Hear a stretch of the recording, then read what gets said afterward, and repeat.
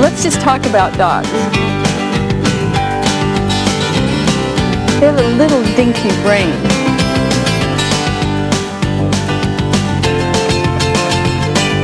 That's not being critical of dogs, it's just putting them in the perspective. They're a wonderful animal. They are unconditionally loving.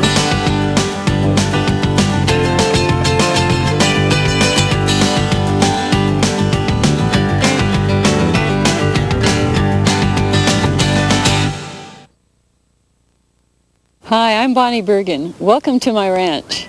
It's often said that getting a puppy is like having a newborn child.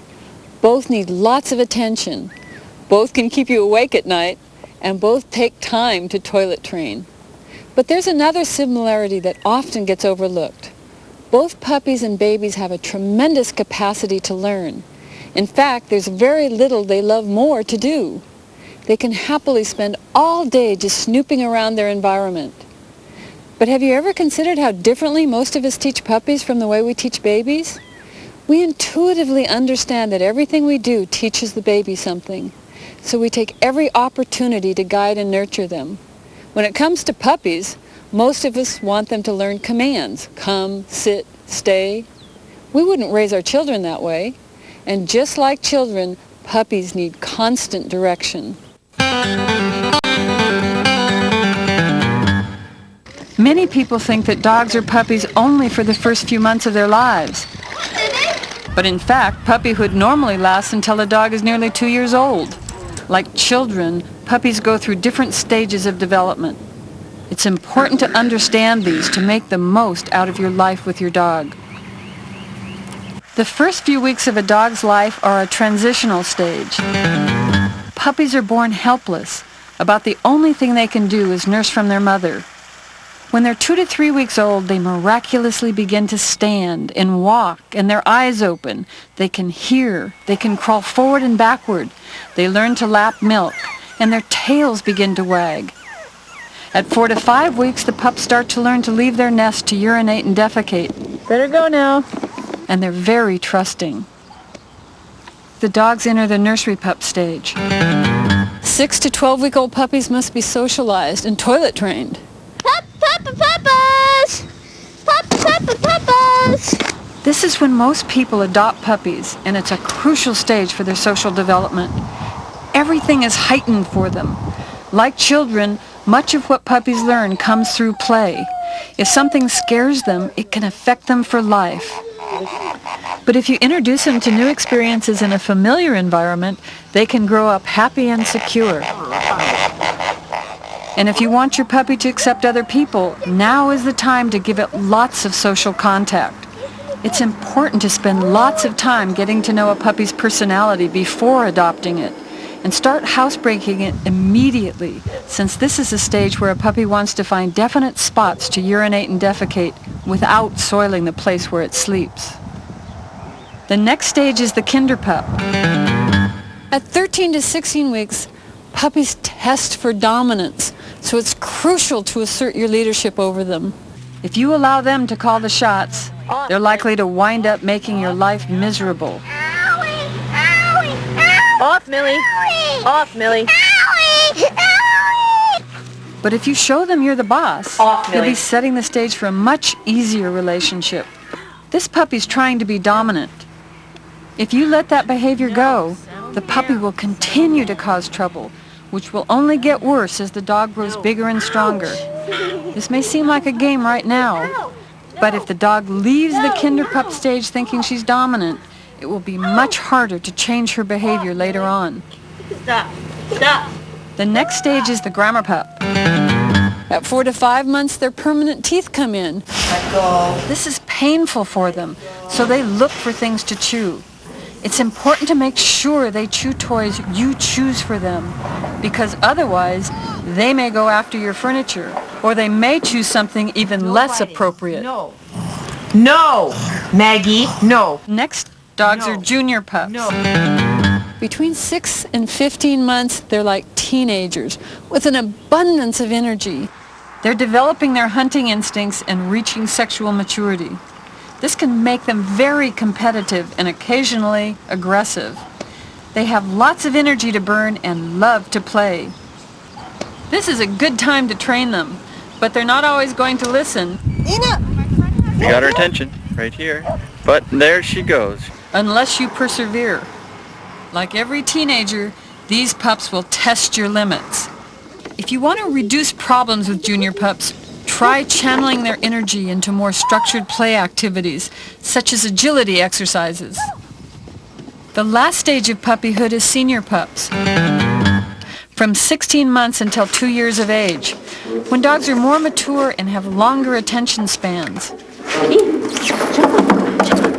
Now is the time to refine their knowledge, because they're ready to accept the responsibilities that go with adulthood.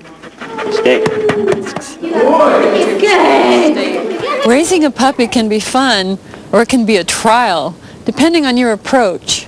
It's especially important to inhibit some instincts in puppies that can become problems later if you don't develop some control over them while they're young. For example, if you have a herding dog that nips at heels, you want to get that behavior under control early. Or if you have a highly protective dog, you want to inhibit its biting behavior so that it doesn't cause problems later. And with a yappy little watchdog, you want to inhibit its tendencies to bark so that it does so only under circumstances that truly warrant it. Let me show you now how to deal with probably what's the #1 concern of puppy owners: housebreaking.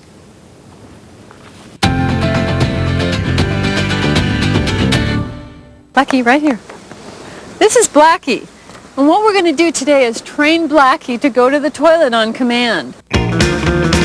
It's really an important command because it allows you to just get up early in the morning and take your dog out, and in a split second he's done his business and you can come right back in the house. Blackie. Or, for example, if you're doing social therapy work and you're going to go in the hospital for 3 hours and visit patients, you can have your dog toilet just right before you go in, and you know that you don't have to worry for the rest of the time. The way you teach it is by something called association training, which means while the dog is doing it, you use the command over and over and over.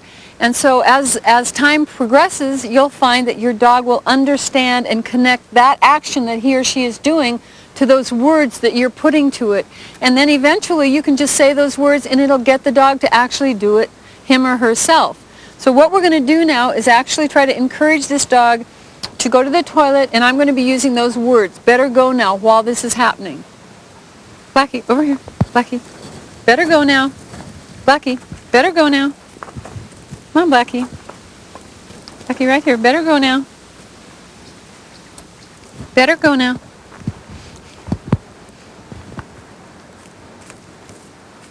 Good. Better go now. Good boy. Thank you. That's so good. Yes.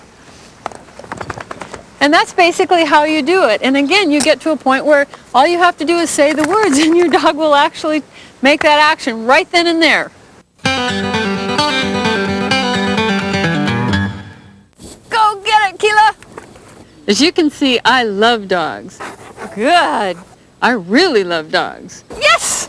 Let's go! I know how much fun they can be. Yes, aren't you having a good time? But I also know they're not always easy to live with. No, bad doggy.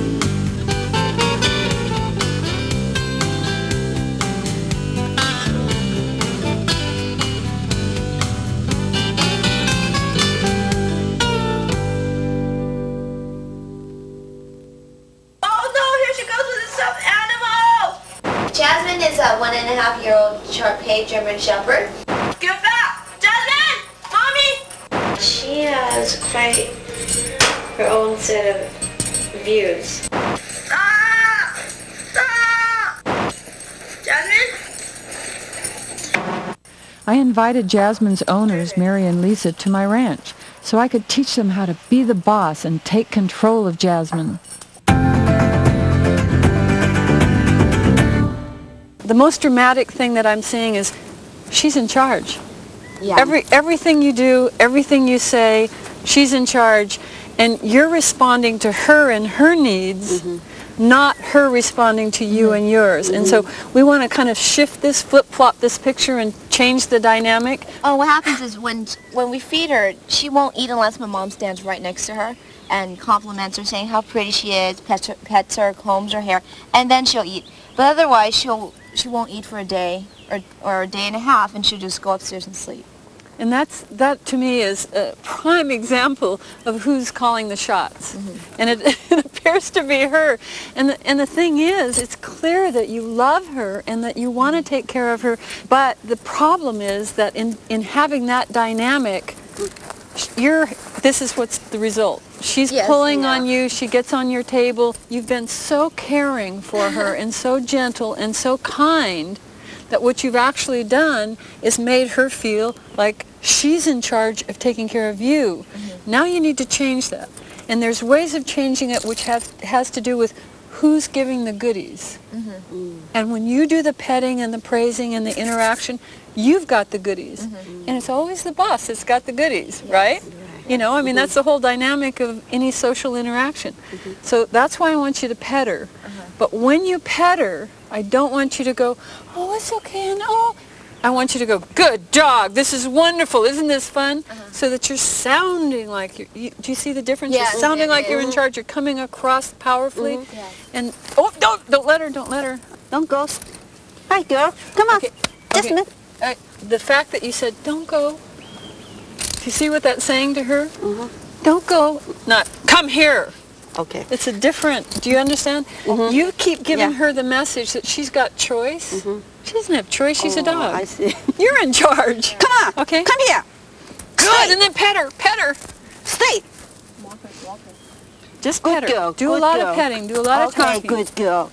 Don't go, okay? Good girl. Stay here. Don't say that one. Stay here. Stay here. Good. Good Very girl. good. Now look at that. She's looking at you. She's listening. Stay good. Good girl, huh? Now you see, it's only the beginning step, but notice that she's still now willingly staying here. She's still checking out her environment, but just it's starting to shift. Just a tiny, tiny shift, and that's the beginning step.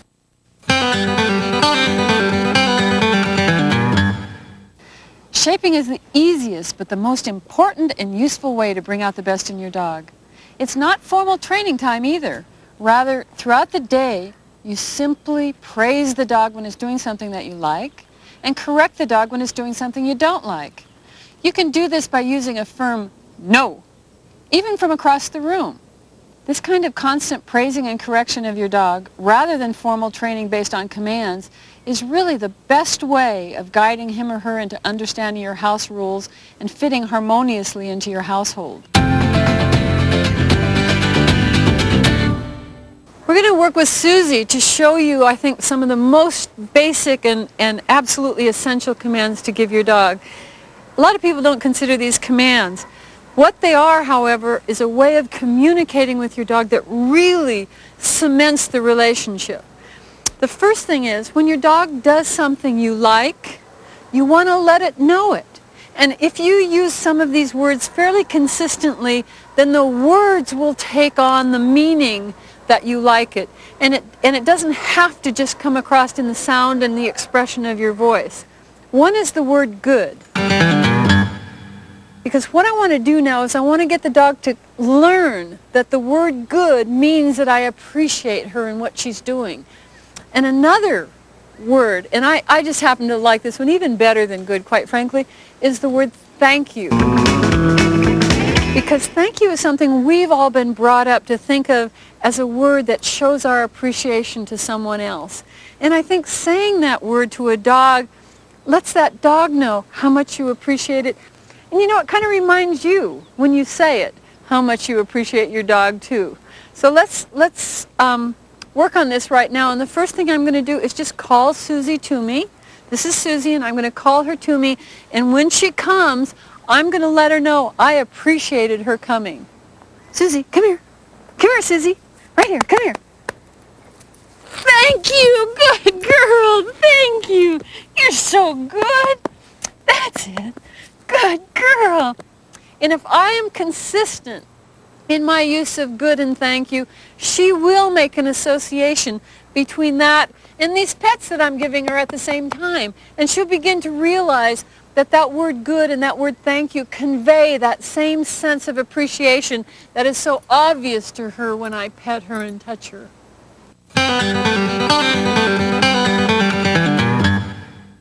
Dogs learn in three main ways. Association means that they connect one thing with another.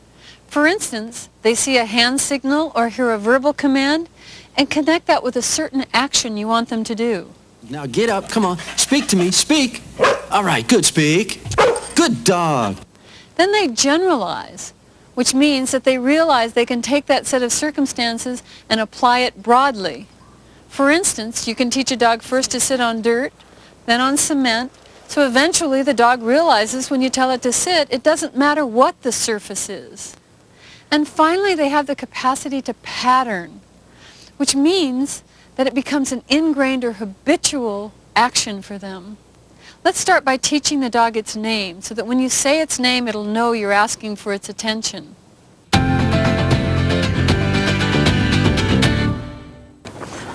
This is Blackie. He was rescued from the pound, and as a consequence, he really doesn't know his name. I want him to look at me. I want him to recognize I'm addressing him when I use his name. A lot of people inadvertently use a dog's name to get them to come to them. That's not what I want, because if he's over there and I say his name, I may not be asking him to come to me. I may be telling him to go someplace else.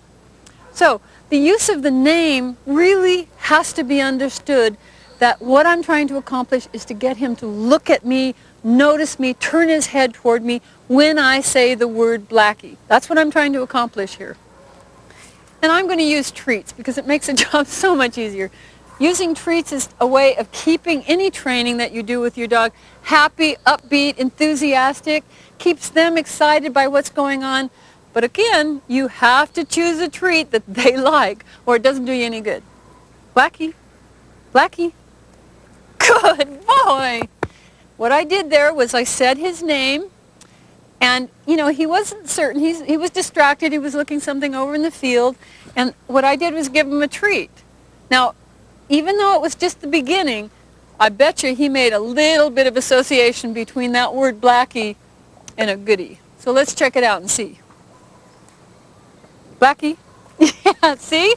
Much quicker reaction to the word Blackie. Very good, sweetie pie.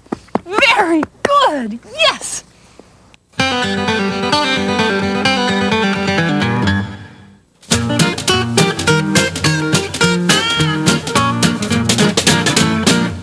you want to do a trick for the camera? This is Loopy. Oh, you come here. Sit. Okay, sit. Loopy's actually had no formal training. Okay, sit. That is standing. I taught him how to stand up, but that's usually in order to sit. Sit. And so he's not too good at the verbal parts. Cece, sit. She just will not cooperate with me when there's distractions around. Down. Cece. And there's always distractions around in my life. Down. It's that kind of behavior that I'm really frustrated with. So what do I do about it? It's a lot easier to teach a dog than most people think. There are 4 key ways to teach an old dog or a new dog a new trick. This is Cassina. She is a mixed breed dog. She's part herding dog and part golden retriever. And with her, we're going to demonstrate the 4 techniques with the sit command. We're going to start with targeting. And the way I'm going to do targeting is I'm going to take a treat and I'm going to hold it over her nose and back her up, and she's going to keep trying to reach for that treat, and she'll have to eventually put her butt on the ground in order to reach it. So we'll get started on that right now. Cassina, look, right here. Sit. Good girl! And that's basically targeting with a treat.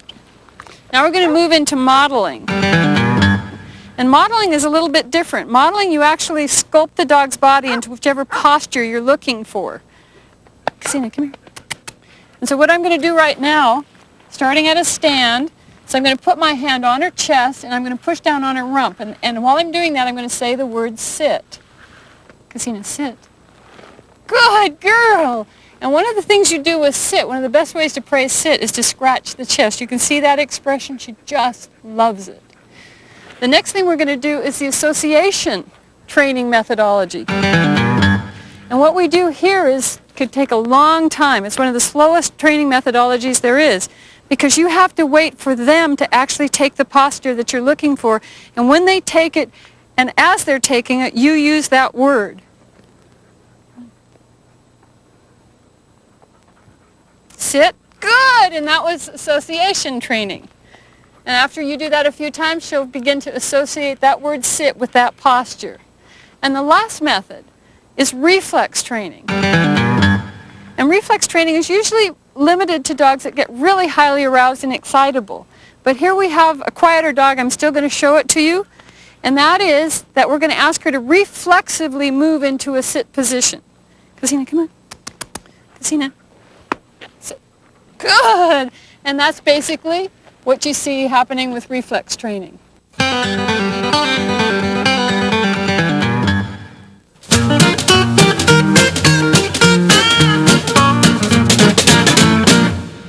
This is Jula, 5-month-old Belgian Tervuren. Whenever I get dressed in the morning, she tears at my clothing when I'm in it. Hey! Jules, no! No! No! No! Or she goes to my closet and tears out clothing. So I'm wondering what to do to get her to stop tearing at my clothing. This is Destage Rayana de Louvre. She's a female 5-month-old Belgian Tervuren. Major thing we have problems with is when we take her for walks, which since she's a city dog we have to do every day, several times a day, is she'll lunge after people and bark, chase bicycles, and generally scare people. Now, we think she's probably okay, but people don't like this and they get very upset. So we'd like some ideas on what to do about it. Aggression is often a dog's way of testing for or displaying dominance, a way of determining who's the leader and who's the follower.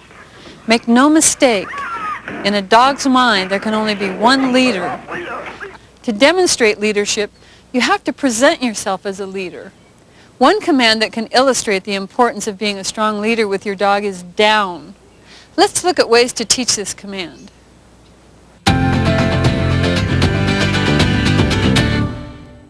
This is Hoja. She's an Anatolian Shepherd, and she's a pretty determined, very independent dog.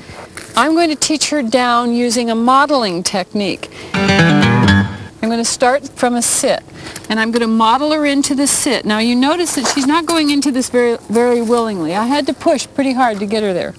Now I'm going to push her into the down, and I'm going to take a hold of the shoulders, and I'm going to push down. And you notice it doesn't work. She's resisting me, and I can't do that. But there is something that I can do to make modeling more successful. And that is I'm going to bend down here and I'm going to take her front legs and I'm going to swoop them out from her and push. And she couldn't resist. And that's using modeling to teach a down. Now I'm going to show you Hoja doing a down using a different training technique. We're going to go into targeting on the down, which is tapping, making motions, drawing the dog into that sound and motion and movement. But I do want to point out that this is, again, a very slow-moving, quiet, autonomous, kind of resistant dog, and she's not going to jump right to it. Hoja, down, down, down. Hoja, down. Good girl. Yes, down, down. Yes, good girl. That's it. Now, I do want to point out, too, that as I bent down to get her to target, as I bent down to target to the ground, I did not sit down, I did not put my knee on the ground. Because one of the things you learn as a trainer is you have to be ready to move at any second. And you notice as she downed, she moved into me and I had to back away. And so that's why when you work with your dog, you never let yourself get grounded in any position. You stay on your toes all the time.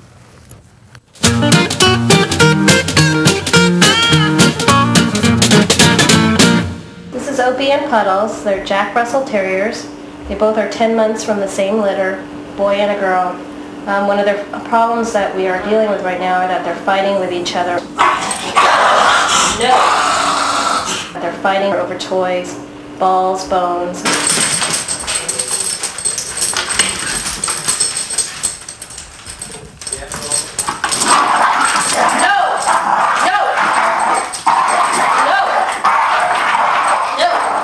It's been happening for about the last 2 months.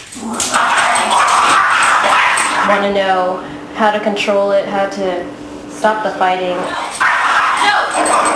No! And if they are fighting, how to disentangle them from each other.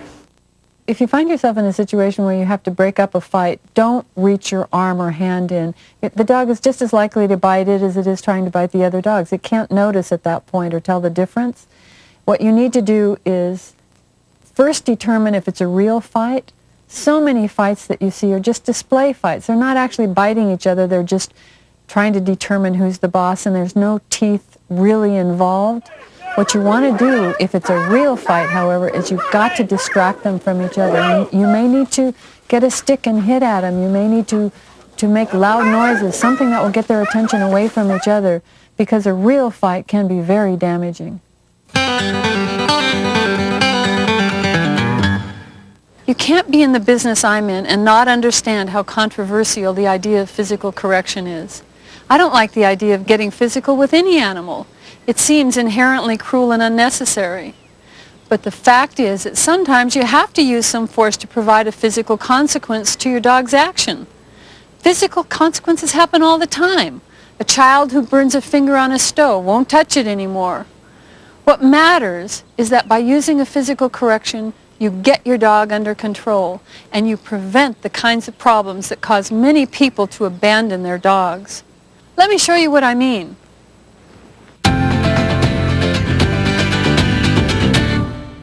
Now we're going to work on telling Jasmine to stop doing something you don't want her to do. And that includes pulling at the end of the leash and some of the other things she's doing in the house that you want to prevent. And one of the things that you need to do is first let her know that there is a physical consequence to an action, but then we're going to put a word to it. We're going to actually put a word to that situation so that when she feels that physical consequence, she'll have heard a word at the same time, and the word is no. So that later on, you don't have to give a physical consequence. All you have to do is say no, and she'll go, what do you want? Okay? But first we have to give the physical consequence, because she's been getting away with so much that we really have to get her in control here. So what we're going to do is we're going to use a choke chain. What you're going to do is basically slip this on her, and when you slip it on her, and she's doing something that she shouldn't be doing, you're going to give a jerk, just like that. And the point of a jerk is that it tightens, and using a choke chain is better than a collar because it tightens evenly all the way around the neck, not just on one side. And then the trick with the choke chain is as soon as you let go, it releases. Whatever it was, as soon as you gave that choke chain jerk, she goes, what? And then it's over. So what you're going to concentrate on doing is letting go. You pull out, but the split second, and I don't mean the second, I mean the split second, you're out here, you release immediately. Let's use this choke chain. Just slip it over here. Actually, you put it on backwards, and let me show you how. One of the things you want to do when you put this on a dog, if you look straight at the dog, you would have your two loops here on the left side. And it actually looks kind of like a P. Yes, it does. So you're going directly to the dog with that P shape and slipping it right over her head while she's coming toward you. Not from the side, because then it'll actually be backwards. Jasmine, come back. Jasmine. Now what I want you to do is take Jasmine and hold her leash. But this time, instead of just standing when she pulls like I had you do last time, this time, if she starts to pull at the end of the leash, I want you to reach your arm out Because by reaching your arm out, it'll loosen the choke chain. And the only way you can give that snap is if it starts from a loose leash. Oh. And then, so that's why you'll have to reach your arm out and then quickly jerk back. And then release again. Don't forget to release the minute you give that jerk. Oh, okay. Release. Now, the reason you want to do this, and basically now from this moment forward, this is what you'll always do. Because when you allow a dog to pull on a leash like this, the more inside her she's going to learn to resist. And from now on, she should never, ever have a tight leash. So you want to trust her. And then if she steps out of line, you want to tell her she stepped out of line so that next time she'll learn for herself not to step out of line because she'll know what you mean. Okay? Okay. So no more tight leashes. Okay, no more tight leashes. I'll see what I can do. Hi, Jazz. Hi, Jazz. Can I talk you into coming to me? Okay, it says it. All right, now jerk. Good. Do it again. Oh, and don't do it again. She came back. Praise her. Big praise. Good big girl. Emotional. Good. Tell her how much you appreciate the fact that she came back to you. Jasmine. That was great. Girl. When people seek a mate, they look for their opposites to get a balance. But you know, when you're looking for a dog, you want to find one that's very similar to you. You know, we tend to attribute personalities to dog breeds as a whole. Sometimes we think of labs as gregarious and poodles as quite sophisticated. But you know what I've really learned over the years? Within each breed, there's several personalities. And the key to having a good relationship with your dog is understanding those personalities.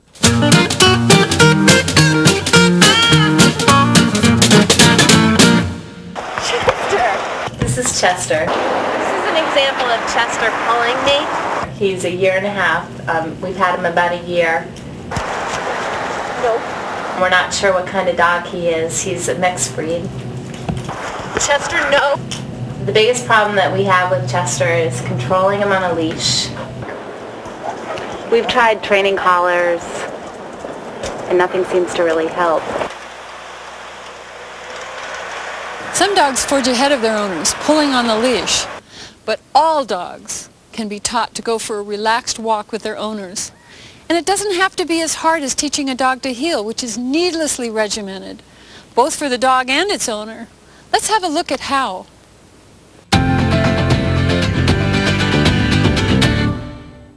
And now I'm going to introduce the let's go command to Keela, and I'm going to teach her how to go for a nice leisurely walk with me. This is not quite the same as a heel because a heel is very, very rigid. And for a let's go, I just want to enjoy it. But she can't cross in front of me, she cannot cross behind me, and she certainly cannot pull on the leash.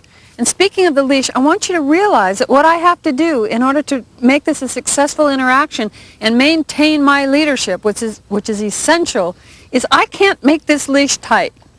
Because if I'm making it tight, then it's the leash that's directing her, not me. So this is a loose leash. Keela, and I'm going to target. I'm going to target to show her approximately where I want her to be. Keela, let's go. Let's go. Come on, Keela, let's go. Let's go, good girl. That's it. Having done that, I'm now going to show you what to do if your dog does pull on the leash, because that can be so unpleasant. Keela, come here. I'm now going to teach her the command called back. Keela, hi. And I'm basically going to target and do some reflex training here too, which means that she's going to be backing up because I'm going to walk into her. But as I walk into her, I'm going to say the word back, and she's eventually going to make an association between backing up and the word back. Keela, back, back. Good girl, that's it. Back, back, Keela, back, back. Good. Now I'm going to do that again, only this time I'm going to do it with her beside me, and it's going to be a little bit awkward, but if we do it a few times, she'll get it. Keela, right here, let's go. Let's go, right here. That's it. Keela, back, back. That's it, back. Good girl. No, right here. Back, back. I'm going to try to keep targeting her in. She's going to try to back up sideways. Back. Keela, little hint on the leash. Back. Keela, back. Good. That's it. She's starting to get the idea. I'm going to try it again. See how far she's come. Keela, let's go. Keela, back, back, back. That's it. Back. Good. Back, back. Keela, back, back. Good girl. Back. Good. Now that Keela's got a sense of both the let's go command and the back command, we're going to put them together. We're going to go for this leisurely walk. But if something distracts her and she steps out too far in front of me, then I'm going to give her the back command. So I don't have to pull her back and I don't have to hassle with her pulling on the end of this leash. I just give her a verbal command and she just obeys it. And it makes it so much more enjoyable. Keela, let's go. Let's go. Keela, back. Back. Thank you.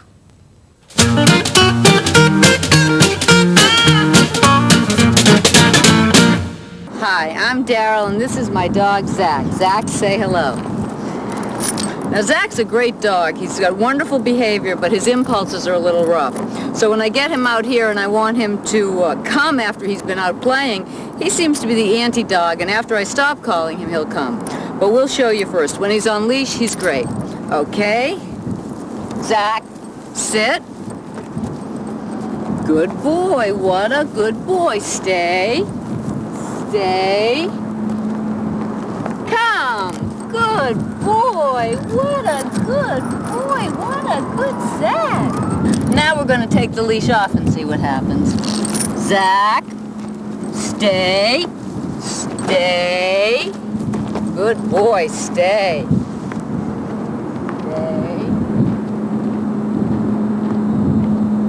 Come.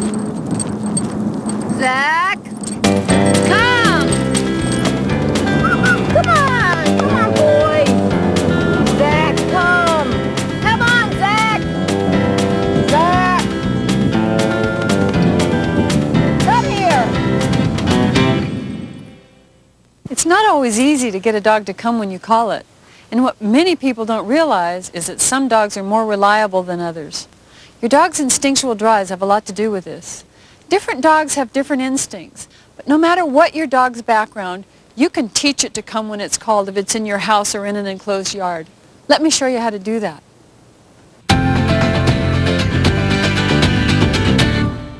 So let's start with the problem that we saw on the video, which is come here.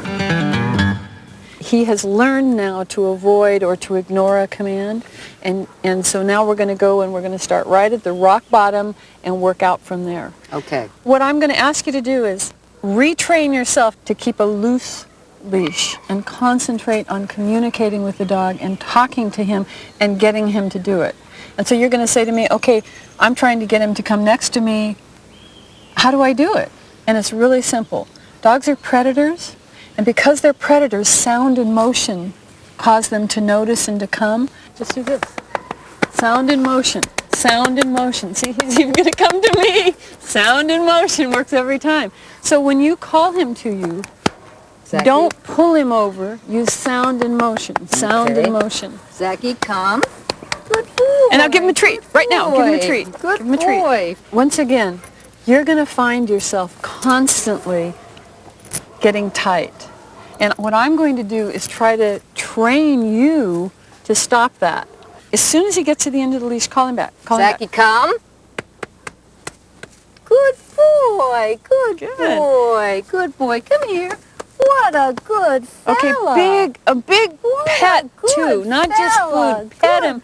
That's great. Dogs love emotion. Good boy. And that thrills them and it makes them want to come back again. I don't like to use the command come because come is an obedience command.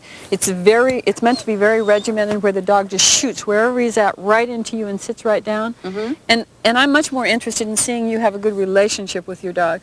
So that's the command I'd like you to give him is come here. Okay. Now, again, targeting like I showed you here is one way to bring a dog to you. But that's not the only way, and we've got a habit here we're trying to break. So I want to give you some other hints. Never walk to your dog when you're telling him to come to you. Never, never. Mm-hmm. Because what that says is you're responsible to go to your dog when you say that. Right. It doesn't tell your dog the dog's responsible to come to you. I have historically been going like this. Come here. Dogs have a tendency to be more responsive to a lower figure. So one of the things you want to do is make sure there's no intimidation because, again, we're breaking a habit. So you want to actually go down and say, come here. Right. And that's one. Two is, and back up. Come here, come here, come here. So your whole body Bent over. Yeah, it works, doesn't it? Becky. Your whole body becomes the target now. The sound and motion, the targeting methodology I'm telling you about, your body now takes on that role, and you're going, come here, Zach, come here, come here, come here. Okay, you do it. Should I hold on to the leash too? Yes. Oh, yeah. You never let go of the leash when you're training a dog out in an open area you're not familiar with. Zachy, come here. Come on, come on. Good boy, good fella. Come here, come on. Good boy, and give him a treat. Give him a treat. Good boy. Yeah. Come on. Good boy. Now you know I have something. You see the enthusiasm now that he's using to come to you? Zach. Okay, now what your goal is here is to condition him into a certain response to your words. So 1 or 2 or 3 times isn't going to do it because he's learned not to do it. And now we have to turn that around. And there's nothing more difficult in training a person or a dog than if they already have learned it one way and we have to change it to the opposite. Excuse me? And the opposite is come when you're called as opposed to ignore it when you're called. And so it's much better to do it with a sweet, kind voice so he has something to come to rather than that firm, you better get here or else. I hear people go out and say, come here, you bad dog! I wouldn't want to go to them when they did that. There's a human nature thing, though. Right, right. No. Now, what a good fella. If you practice this, first short distances, and then increase them as he's successful with the shorter distance. And then just keep increasing that distance and increasing that distance. What you need to understand about this is you're trying to get him into a pattern of response. You want it to become a habit. And you can get to that point. He's just like us. You know, we have habits that we get into. You can train your dog into that pattern or that habit. And then when you call him, he'll come. Okay. But keep it positive, keep it energetic, keep it a very desirable thing for him to do. Okay. Good luck, kiddo. Whatever interaction you have with your dog that carries emotion, boy, they love it. And whatever they were doing to get that emotion, they're going to do it again. Oftentimes we go in and we get angry at our pets. And when we show that anger, we think that'll teach them. They'll never do that again. Not true. They love emotion, even anger, because something for them is better than nothing. Emotion in any form, positive or negative, serves as a reward and it reinforces the behavior.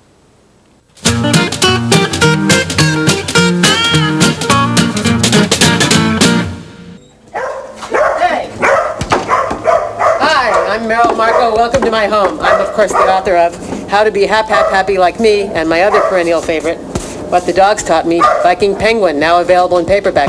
I'm about to show you one of the big problems I have. Whenever anyone comes to my home, they have to encounter what I call the greeting disorder that my 2 dogs have.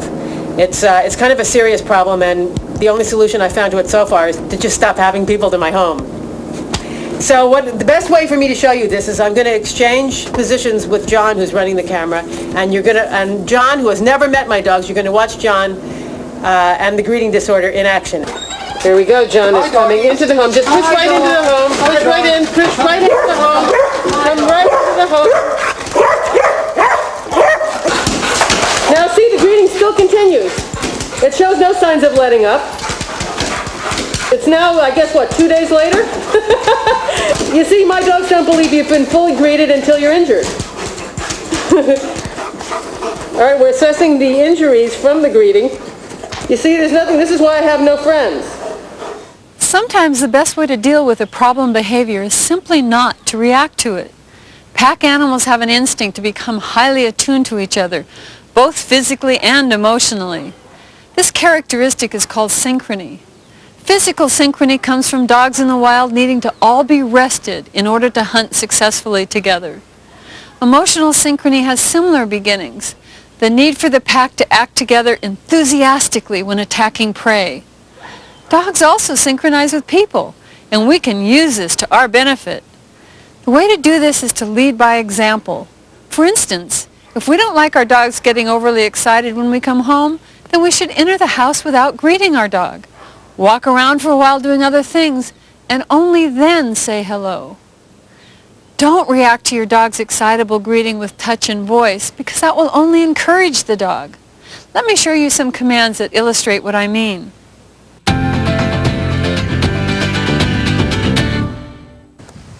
This is Susie, and as you can see, she's somewhat excitable, really excited to be out here, for example. And what I want with a dog is when I tell him to just calm down, knock off this stuff. I want you calm, I want you quiet, I want you easy to manage.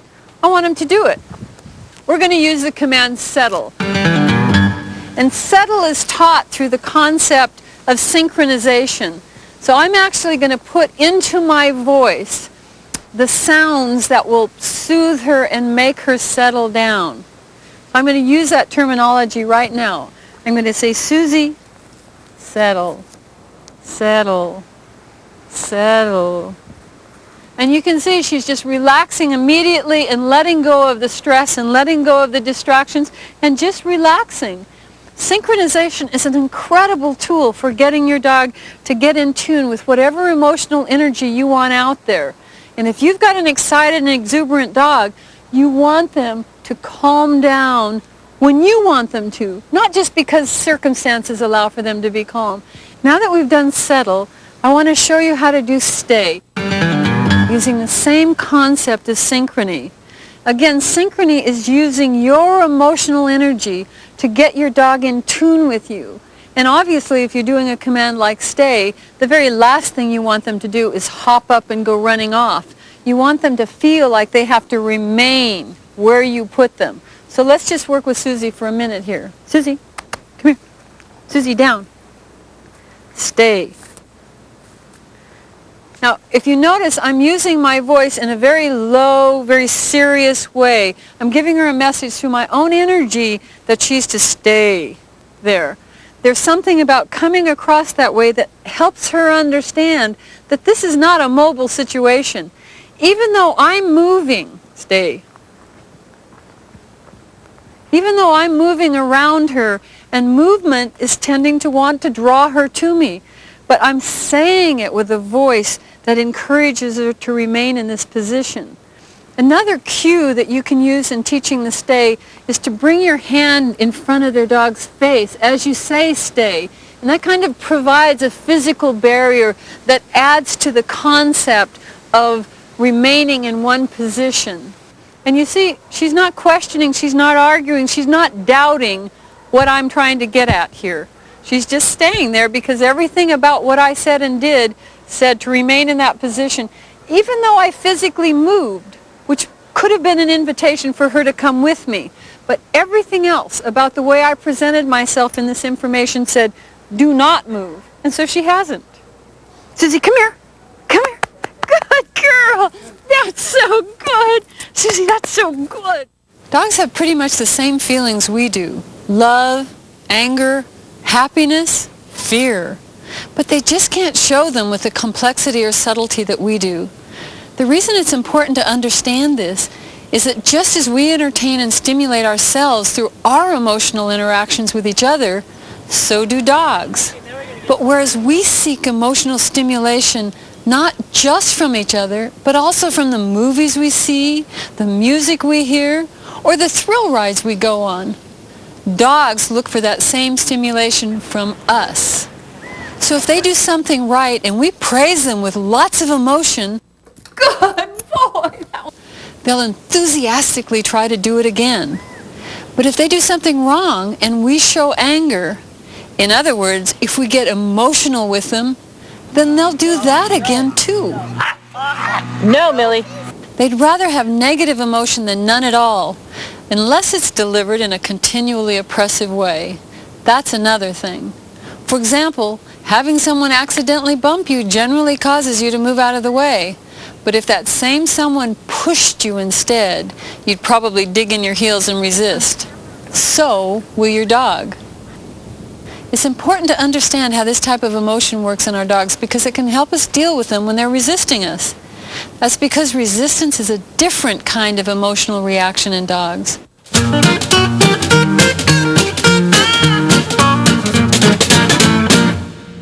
My mom always has to carry her to the step of the door. These are the stairways leading down to Jasmine's den.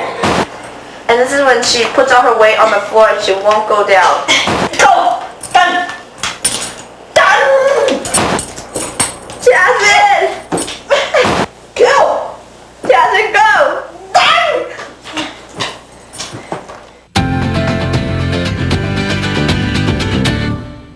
Something I saw in the video was you're pushing your dog down the stairs, trying to get him down into the basement. And one of the things that we learn in dog training is that anytime you push or pull, your animal resists. And that was an absolutely perfect video showing how much resistance occurs when you push. I mean, if there was any way to tell the world, don't push your dog around, that video proved it. You have to carry her down the stairs. Except that's not what you want to do. You want to send her down the stairs. And you want her to go willingly. You don't want her to argue with you. Now, basically, one of the things that we're working on here is for you to be in charge of your dog and for her to do what you tell her to do. And so instead of trying to push, I want you to tell her go or out. Out's a command we use a lot for sending a dog out a threshold, or across the threshold. Just say out, point, use targeting techniques.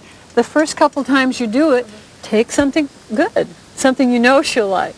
And I know you think that after she figures out she's going to be in the basement, she probably won't go. But if you make it delectable enough, she will go. And then just say out and then hold this food and encourage her. And if she resists, if she stands there and she says, no, I won't go, you take that choke chain and you give a jerk and you say, yes, out. And I'd like you to try that just a little bit here. So I'm just going to give you a tiny little tidbit. And of course we don't have a threshold here, but you can just kind of fake it. Never let go of the leash in a big field like this. There's too many rabbits and deer. And then what you're going to ask her to do is move ahead of you. So she's going to be following that treat ahead of you as you point. Jasmine? Okay. Have her see the treat. Jasmine. Go. And you want to hold that treat down lower. Yes. Good. Go. Out. Out. Out. Out. Okay, and now praise her. Give it to her. Give the treat and praise her. Big pet. Big pet. Good girl. Yes. Good girl. And bring her back here. Come on, Jasmine. Come on, Jasmine. Now this is what we're trying to accomplish. No. Good. Good girl. What you want her to do is move ahead of you, following your finger. Now what you had to do is lead her ahead of you a little bit, by keeping to move. But you want to get her to a point where she just smoothly walks right past you. So let's try it one more time. Out. Jasmine? Out. Okay, give her the treat. Give her the treat. Very good. Give her big praise. Big praise. Good. Now this time what you want to see, and you can see how awkward it is. You had one hand here and one hand there. You want to hold on, like for example, I would be holding the leash in my left hand as I swung my right across. Yeah. Okay. All right. Now what you want to see if you can get her to do is just follow without moving this time. Okay. And say out. Out. Give her the treat. Give it to her. Great. Girl. So I want you to remember that pushing or pulling her around, it just builds resistance. What you want her to do is follow your direction. Do what you tell her to do, like using that out command. But when you use that out command, you start with a treat because a treat is an incentive. It encourages her to follow and do it. Then when she seems to have that concept down, then only use your arm, your hand, to push her out, to get her to follow your arm, the movement of your arm. And when she's got that down, hey, stop it and just stand there and say out with a little bit of a point. And by that time, she should just go right in front of you, cross the threshold and down into your basement. One easily overlooked part of people's relationship with dogs is grooming. Grooming isn't just for dog shows. You've probably noticed dogs licking or nibbling at each other. That's a form of grooming. And when you groom your dog, it sends a message that you love and care. It can be incredibly rewarding if you make it a part of everyday life with your dog. Grooming is a great way to make sure your dog stays healthy. After all, if we don't take responsibility for our own dog's health, who will? If we take just a few minutes a week to look closely at our dog's eyes, coat, toes, and teeth, we can get early warnings of many health problems. But what I think is even more important is the way grooming helps us to know our dog.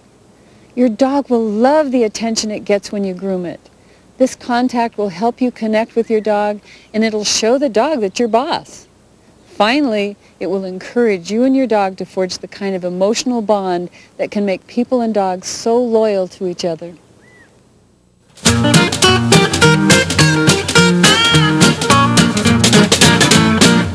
Here are the clippers. Nothing to be afraid of, as you know. They never hurt you. And I think we will do a little bit of just a nice, quick manicure, honey. A very quick manicure. It won't hurt you. I promise.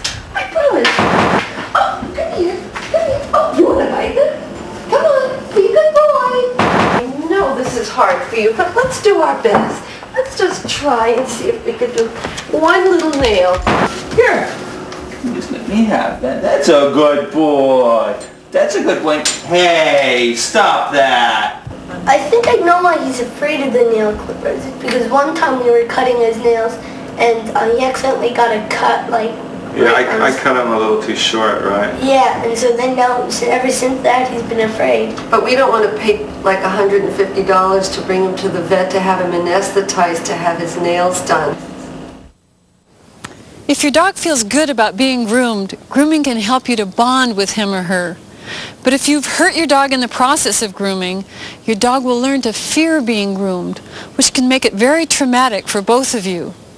With grooming, you have to pay attention to the dog's eyes, ears, teeth, coat, and toes. A good way to start is to get your dog into a position that's comfortable for both of you. Let me show you how.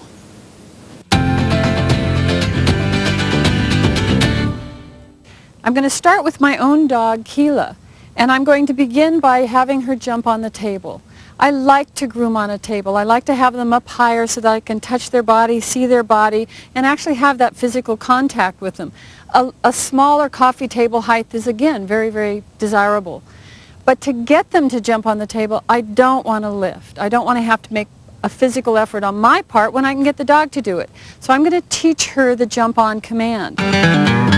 And what that means is, as I target the table, and that makes sound and motion, sometimes using a treat, to get her to know where I want her, then I'm going to encourage her to make that leap on the table by herself. And so we're going to start that right now. Keela, come here.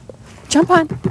Good! And see what she did? She just jumped right on top, and immediately I praised her.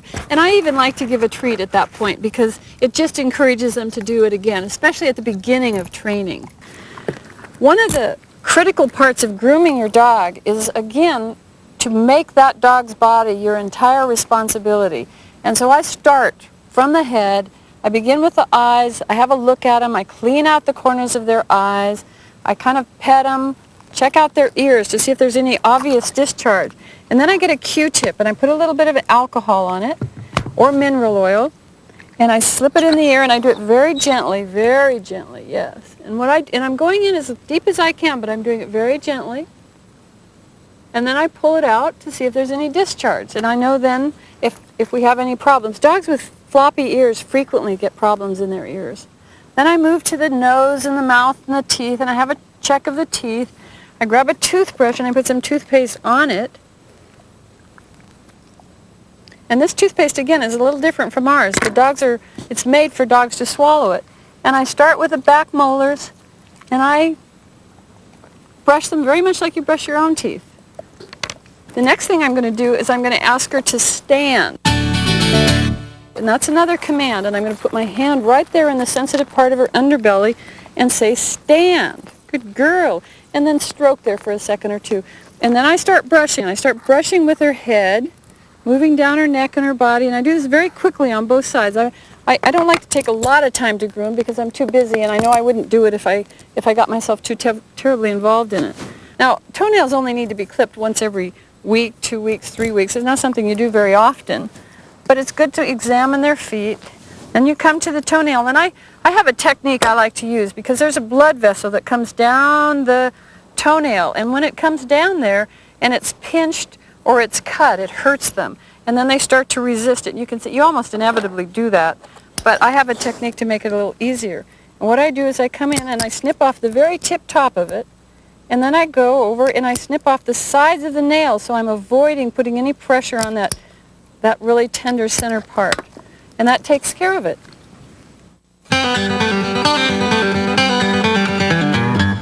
want you to think about a wolf cub just being born. Its ears are floppy, it's weak, it can't do anything for itself. Then it starts to grow up, it starts to do things for itself, moves around, starts to play, does a lot of play behavior. And then it gets to a point where it goes off and hunts with the pack. And then it grows up into sexual maturity and actually becomes a hunter itself. When we bred the dog to be a less developed version of the wolf, we also bred it to be less emotionally mature. So you want to think about that when you train your dog and work with your dog. You want to make sure you give your dog responsibility it can handle.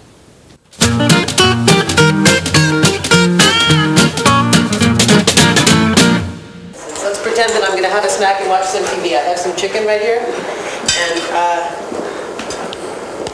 see, I can't exactly enjoy. Eventually, I eat way less calories because of this. Down! Down! See how they listen to me? I have trouble passing up a scrumptious-looking piece of chocolate. So I'm always amazed that people expect their dogs to pass up what to them is an equally tempting bite. We have expectations for our dogs that even we can't fulfill. We think they have more self-control than they actually do. Chicken. We made dogs what they are by breeding them for specific characteristics. But in doing so, we've literally arrested their development so that they can better serve our needs. As a result, dogs are creatures who retain a lot of juvenile characteristics, even as adults. This has day-to-day consequences for anyone who lives with a dog. While you can't really expect your dog to pass up a morsel when you're not around, you can teach him to ignore food at your direction. Let me show you what I mean.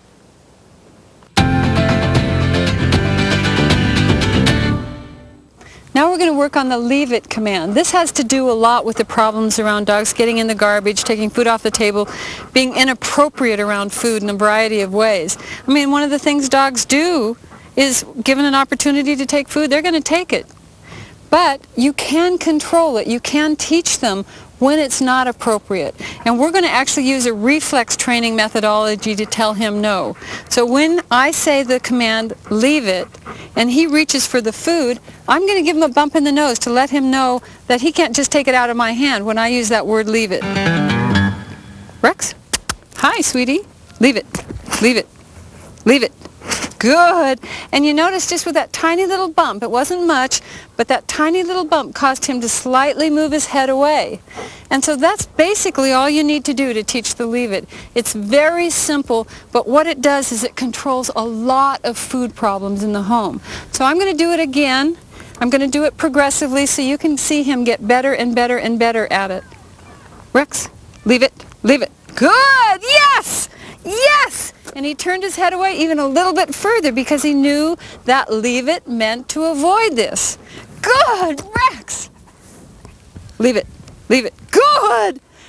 Now I'm going to take one more step in this process because I want sometimes to be able to give him a piece of food. I don't want to just have to avoid this because I enjoy giving my dog a treat from time to time. So this time I'm going to give him the command, release. And the way I'm going to teach him to understand that that means it's okay is I'm going to be very upbeat and enthusiastic as opposed to harsher like I was when I said leave it. Rex, release. Good boy. Yes. Good. Rex, leave it. Good. Release. Yes. Did you see that? See how quickly he can make an association between the word and the action that I'm expecting of him? Now, leave it is not just limited to food, and I think it's very important that you realize this. For example, right now he's sniffing the ground. Maybe I don't want him to. I'm going to say, leave it, Rex, good boy, and he takes his head away. Basically, he's going to learn, and as we experience this more and practice more, he'll make better and stronger associations to understand leave it means to avoid or ignore anything that he's paying attention to at the time I give him this command.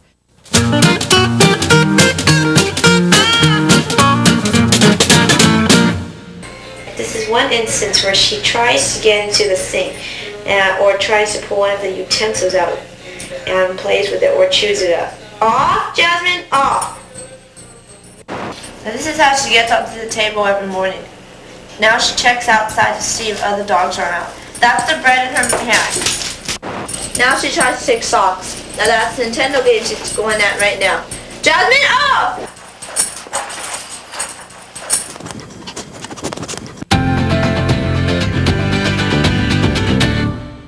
Now we're going to work on a command that will allow you to actually verbally tell your dog, get off of any item she's on, like if she's on the bed or on a couch or sometimes on the table getting food, whatever. When you say off, she's supposed to get off that item. But the problem with teaching off is that you first have to get them on something or up on something in order to teach off. So what we're going to do is we're going to teach her to up on the edge of the table. That would be the first step, and then we can teach her the command off. Up, up. Come on, Jasmine. Come on. There is another. Oh, she's probably going to do it. Looks like she's going to do it. Go ahead. Come on, Jasmine. Up. Up. Come on, girl. Jasmine, come on. Up. Up. Now, sometimes when you see a dog kind of stop like this and kind of say, hey, I don't know what's going on, I'm not really very interested, you kind of have to give them a chance to shift that feeling. And one of the ways to do it is just walk away and come back. Walk away and come back. Break that little stalemate that you were in and just walk away and enthusiastically, now keep her real enthusiastic. Come on, Jasmine. That's it, girl. That's it. Come on, Jasmine. And you can model her. If she doesn't actually get up herself, you can actually pick her up. Now make her think it's her idea. Give her the treat and praise her. Good girl, Jasmine. Praise her as though it was her own idea. Good girl, and then Jasmine. off. Off. Good! Big praise! Big praise now! Good now! girl, good girl. Yeah, she says, what did I do? What did I do? You can see she didn't understand that what she did was right, but we repeat it, and we repeat it, and then she'll get it. She'll make that connection. So let's do it again. Up. Whoa! Very good! Off, Good girl. off. Off. Yes! Praise her! Praise her! Good girl. Great! Okay, let's do it one more time, but walk away and give her a little bit of a break. Come on, Jasmine. Break out of that pattern. Give her a chance to kind of relax for a second. Jasmine, come on, up, girl. Up, girl. Up, come on. Up. Come on, Jasmine. Good girl. Good girl. Okay, now try to say off without any... Off. Off. Jasmine, off. Good girl! That's it! Girl. That's it! There you go. Good, Jasmine. Oh, my God. Now, she's still not 100% clear on any of this. And so you do it a few more times. And one of the things you do to find out just how close is when you come up here, for example, don't target. Just say up and see without giving any body language cues if she's got it. And then the same thing you would do after she's up without giving any body language cues. Just hold your arms to the side and say off and see if she'll literally get off on her own. And that's the test to know if she's really completely got it. We know she's partially got it. She did a beautiful job. Why don't we see what she'll do here? Jasmine, up. Jasmine, up. Go ahead and target the up because there's less incentive. Come on, Jasmine. Yes! Off. Yes, girl! Good girl. Wonderful! Wonderful! One of my favorite sayings about dogs is that you can call the dog out of the wild, but you cannot take the call of the wild out of the dog. Dogs have been working for humans for 15,000 years. A lot of the problems people ask me to solve these days, from dogs that nip at people, dogs that are too protective, and dogs that chase cats, are actually rooted in age-old instincts that dogs have always had. Understanding this is the key to finding a way to live with your pet. Sit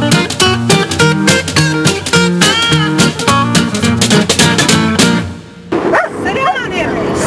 Sit. Be a good boy.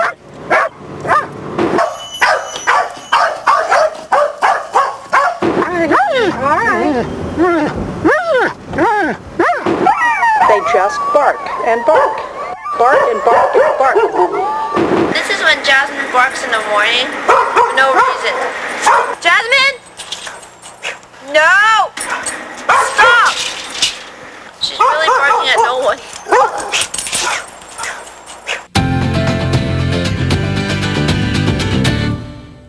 You know, for dogs that bark, particularly when the people aren't there to manage it, there are means to stop that barking. And this, I think, is one of the most humane, because basically what it does is when there's barking and there's some kind of agitation from the vocal cords, it sprays out a stream of citronella, which is a natural substance. It's not going to hurt your dog, but they don't like it and they don't like the smell. And so basically it inhibits their barking. So let's go ahead and try this and see if we can induce your dog to bark, and then we'll see if that will prevent it. Okay? So we'll try to set up a situation, see if we can get her to bark, and then we'll see how the collar works with her. Jasmine?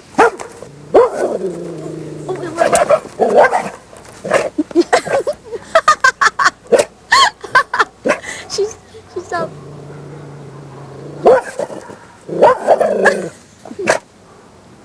Okay, you can see it's starting to self-correct. Yeah, it's okay. It's okay. Okay, go.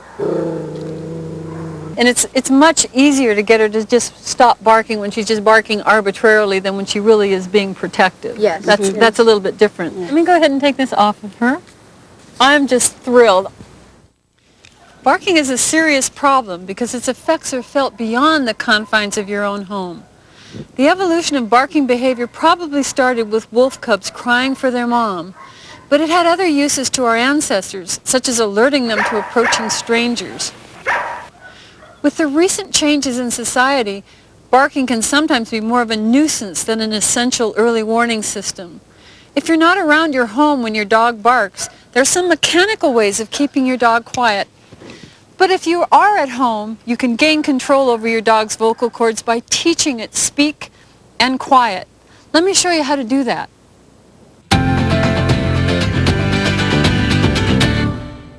This is Timber. She's my border collie, and today we're going to work on speak. Timber has, as small as she is, and she's also 12 years old, she still has a wonderful set of lungs on her, and we're going to use those today to work on this command. But something I want to bring to your attention is that what causes a dog to bark has a lot to do with the stimulation in the environment. The sounds, the movements, the things that grab their attention, that frustrate them because they can't get to them, or that cause them to become alert and respond or react to them, that's what causes the dog to bark.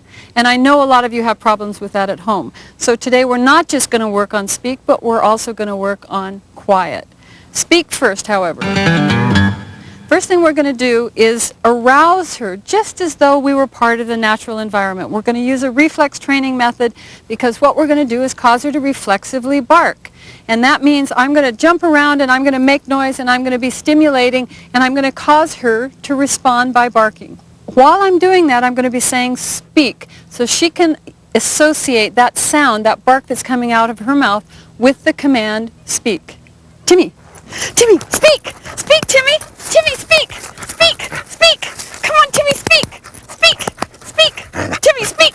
Speak! Speak! Speak! Good! Speak! Good! And we got a sound out of her. Now, as we progress in practicing this, we'll get to a point where you no longer have to be arousing, and the word speak itself will be enough to get that sound. And we're going to try that right now. Timber, speak. Good, that's it. And I'm going to give her a treat every time she does it right, so she knows that was right. Timber, come here. Speak. Speak. Speak. Good girl. Speak.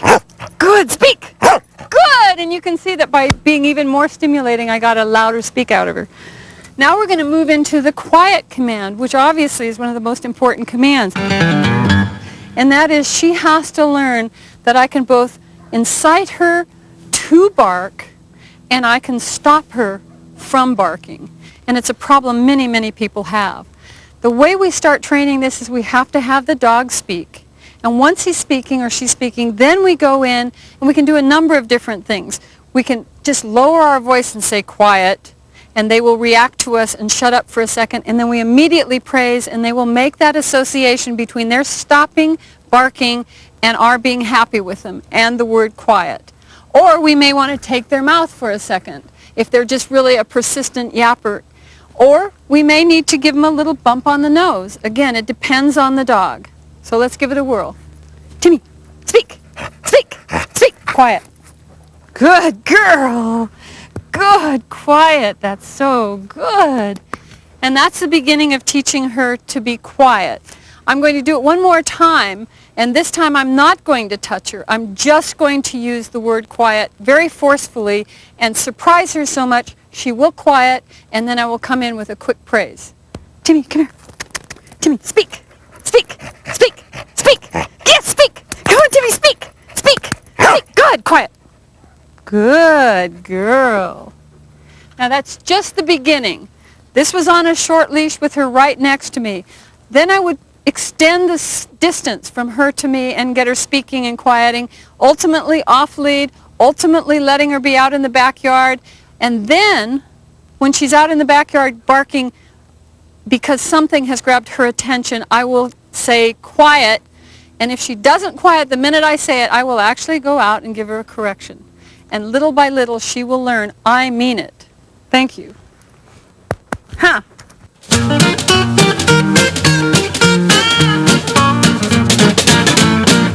Hi, my name is Matt, and this is Jackson the dog. Jackson has a problem of bolting when the door cracks open. Hey, Jackson. Jackson, stay. Jackson! So I was hoping that we could get some advice on how to deal with this problem. We're now going to work on the wait command, and I have to tell you, I think this is one of the most important commands for you to have with your dog. Basically what wait means is that you draw a threshold or you go to a threshold and put the dog on one side of that, and they're not to cross the threshold. It's as simple as that. They're not to cross it, but it's different from stay, and by that I mean they can wander around on the other side of the threshold. Say you put them in a room and ask them to wait in that room. They can go play around on the other side of the room. They can lie down, they can sleep, they can get up, but they can't cross the threshold. That's the meaning of the term wait. Now, in teaching it, you start with the dog on the other side of the threshold, and the first thing you're going to do is draw a line at their eye level. And because I'm working with a corgi here, I'm going to have to bend over and draw it very low because it's at their eye level. And I'm telling them when they're on the other side of the threshold, wait. And if they start to cross, I might give them a reflexive training methodology like a little bump on the nose so that they understand that this is like an invisible wall and they're not to cross that. Okay, let's give it a try. Clinton, come on, honey. Right here. Good. Clinton, wait. Wait. Now, I'm going to stay right here and kind of block it the first time. But then I'm going to, again, reduce the cues each time so that he becomes more responsible for actually following the command. Clinton, come on. Come on, honey. Right here. Come on, Clinton. Clinton, come on. Come on. Right here. Okay. Wait. Wait. Now, I have moved off to the side. I'm leaving a little bit more responsibility to him to not cross that threshold. But if he tried, I'd come in and give him a little bump on the nose, or I would reinforce the wait by drawing my line again. But you can see he's beginning to get the idea. Release, Clinton, release. Good boy. Come on. That's it. All right, right here. Clinton. Wait. Wait. And now I'm backing off more. I want to give him a chance to break it because I want to reinforce what he's supposed to do. So if he did try to cross, I could correct him and let him know again that would be the wrong activity. Clinton, very good. Good boy, Clinton. Wait. That's it. Wait. Good. Release. Yes. All right.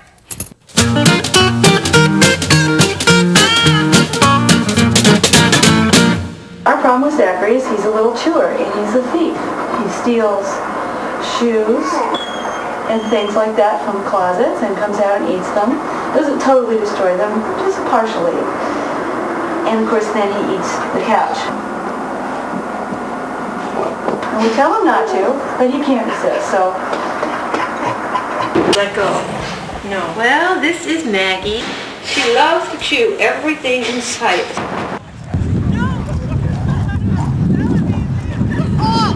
Look at that. I mean, she will not let go.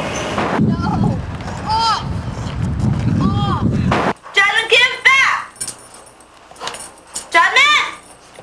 Let go. No. Stop! Stop! No, no.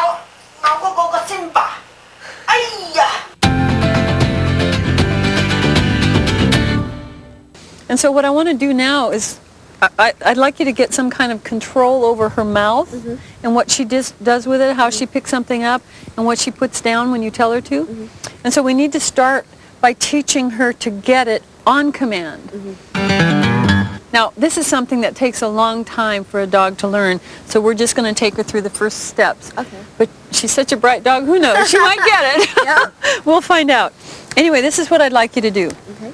I want you to take the dumbbell, and this is called a dumbbell, and I want you to take it to her face, just like that. And as you take it to her face, I want you to say, get it. Okay. Now, could you hold this for a second? If she's not interested, then I want you to do this. Okay. I want you to tap it and say, get it, get it, get it. Okay. Training dogs, timing is everything. Because their mind is so small, the second they do what's right, you need to let them know. Okay. And so when you say, get it, and you tap this, and she touches it just like that, then you grab a piece of food and stick it in her mouth. So tap it, get it, get it. Good, Jess. Good. Now, each time you train a dog, you want to get them to take one step beyond where they were last time. You know, one step beyond. So this time, don't give her the food quite so fast. Let her start. We want her now to think, why didn't I get the food when I did what I did last time? What else can I do to get the food? This time, don't have the food so close to the dumbbell. Get it, get it, get it. Get it, Jasmine? Get it, Jasmine? Okay, one of the tricks in dog training, and this is really important, is for you not to follow the dog around. You always want the dog to follow you. And a lot of people try to keep chasing their dog down and getting it to do something. So if she goes in a different direction, instead of going toward her, back up. Because that will make your body a target and bring her into you. And don't take a big step, just take a little step back, just to bring her back to paying attention. Now you may have to go back to tapping the dumbbell. If you see her getting confused and not figuring out what to do next, go ahead and tap the dumbbell again. Again, try not to go up to her. At the very beginning, going up to her was the right thing to do because she knew nothing. Now you're asking her to think and figure things out. Jasmine, get it. Come on, Jasmine. That's good. That's good. Good! All right! Excellent! That was excellent. You did beautifully on that one. She didn't want to close the eye.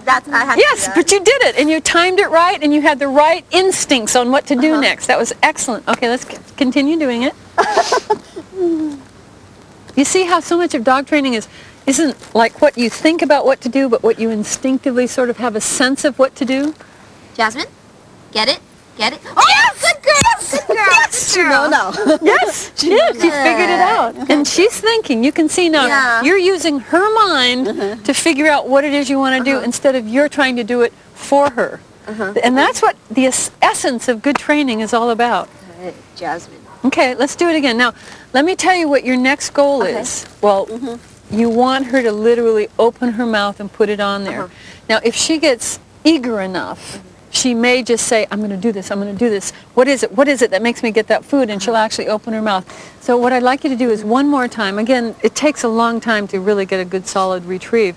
But let's see if she'll take it herself. If not, slip it in her mouth. And then I want you to come under her chin with a slight tap and say, hold. Then take it from her and say, give. Give is really important because you're having trouble with her giving up an item she gets in her mouth. And so now we're going to actually let her know that when you say give, she's to give it to you. Okay? So let's go through this process. Get it? Get it, Jasmine? Get it? Come on. Get it? Get it? Get it? Come on, Jasmine. Get it? Okay. Hold. Hold. Good, good. And you can rub under her chin and above. Okay, now say give and take it from her. Take it from her. Give. Give. Take it from. Good! Yes! Dog. Good. Yes! Jasmine. And that was very good. Now, give is really an important command, and some dogs will resist giving. They'll have, especially if it's a play toy. Yeah. So one of the tricks is if you're holding it and they clamp down, just stick your thumb in their mouth against their gum and put pressure. If you have to, if they're really resisting, you might even use a little bit of your fingernail so that they go, ah! And they open their mouth. Okay. And then you don't acknowledge that. In other words, that's not negative. You just say, give, thank you, as though it was their own they made up their own mind to give it even though you helped it along. Mhm. And then the next time and the next time and the next time, pretty soon they will give it up on their own. So let's try that one more time. Hey, Jasmine. Come on, Jasmine. Come on. Come on. Get it? Hold. Hold. Okay, good girl. Good girl. Now give. Give. Jasmine. Take it from her. Give. Take it from her. There you Good. go. Good, Jasmine. Good. Now you can see that if you got her in a pattern of after you took it from her, she got a treat, she's going to be a lot more interested in giving it up when you say give than before, right? Yeah. I want you to just go ahead and say get it and slip it in her mouth. Okay. Jasmine, get it. Get it. Sure. Oh! Good girl! Good girl! Hold. Oh my God, that was great! Here, give. Give. Take it from her. Oh, my goodness! Look at that! Good girl! Oh, okay. You have a dog to retrieve. You're doing a great job. Thank you. It's a great job. It's fantastic. Good job, Jasmine. And Jasmine, I have to admit, you're doing a wonderful job. Good girl. Remember, any dog can be a great dog. You just have to give them consistent direction and lots of love.